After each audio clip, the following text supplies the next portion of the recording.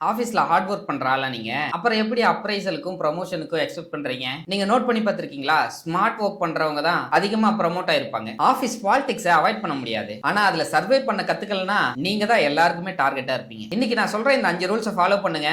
Nobody can play you. அதுலயும் அந்த மூணாவது விஷயம் ரொம்ப இம்பார்ட்டன்ட். ரூல் நம்பர் 1, எல்லார்கிட்டயும் ஓபனா பேசாதீங்க. ஆபீஸ்ல நீங்க ஃப்ரெண்டுன்னு நினைச்சு எல்லா சீக்ரெட்டையும் ஷேர் பண்ணிடுவீங்க. ஆனா அதுதான் பெரிய மிஸ்டேக். எல்லார்கிட்டயும் ஃப்ரெண்ட்லியா இருங்க, ஆனா ஃபுல் ஓபனா இருக்காதீங்க. ரூல் நம்பர் 2, ஒர்க் பண்ணா மட்டும் போதாது. நீங்க ஹார்ட் ஒர்க் பண்றீங்க, ஆனா அது யாருக்குமே தெரியலனா அப்புறம் நீங்க ஒர்க் பண்ணது என்ன யூஸ்? விசிபிலிட்டி இருந்தாதான் வேல்யூ இருக்கும். ஒரு மீட்டிங் நடக்குதுன்னா நீங்க ரெப்ரசென்ட் பண்ண பாருங்க, இல்லனா உங்களுக்கு தெரிஞ்ச இன்சைட்ஸை கான்ஃபிடென்ட்டா டெலிவரி பண்ண பாருங்க. நீங்க உங்களை ஷோகேஸ் பண்ணாதான் மத்தவங்க உங்களை நோட்டீஸ் பண்ணவே ஸ்டார்ட் பண்ணுவாங்க. தேர்ட் ரூல், ராங் சைடை சூஸ் பண்றது. எல்லா ஆபீஸ்லயுமே டீம் ஏ டீம் பின்னு 2 குரூப் கண்டிப்பா இருக்கும். நம்ம யாரு கூடயாவது எமோஷனலா அட்டாச் ஆகி ஏதாவது ஒரு குரூப் கூட சேர்ந்துட்டோம்னா இன்னொரு குரூப்புக்கு நம்ம ஆப்போசிட் ஆயிடுவோம். சோ எப்பயுமே நியூட்ரலா இருக்க ட்ரை பண்ணுங்க. ஒர்க் பேஸ்டு ரிலேஷன்ஷிப்பை மட்டும் மெயின்டைன் பண்ண ட்ரை பண்ணுங்க. உள்ள நடக்கிற பாலிடிக்ஸ் எல்லாம் இன்வால்வ் ஆக வேண்டியது அவசியம் இல்ல, அதெல்லாம் தெரிஞ்சு வச்சுக்கோங்க. the fourth rule, உங்க பாஸ் எது சொன்னாலும் எஸ்னு சொல்லி அக்ரி மட்டும் பண்ணிட்டு போயிட்டே இருக்க ஆளா நீங்க? இத சேஃப்னு நினைச்சிட்டு இருக்கீங்களா? ஆக்சுவலா இப்படி நீங்க அவங்க சொல்றதுக்கு எல்லாத்துக்குமே எஸ்ன்னு சொன்னீங்கன்னா உங்களோட ரெஸ்பெக்ட் அங்க கொஞ்சம் கொஞ்சமா குறைஞ்சிடும்.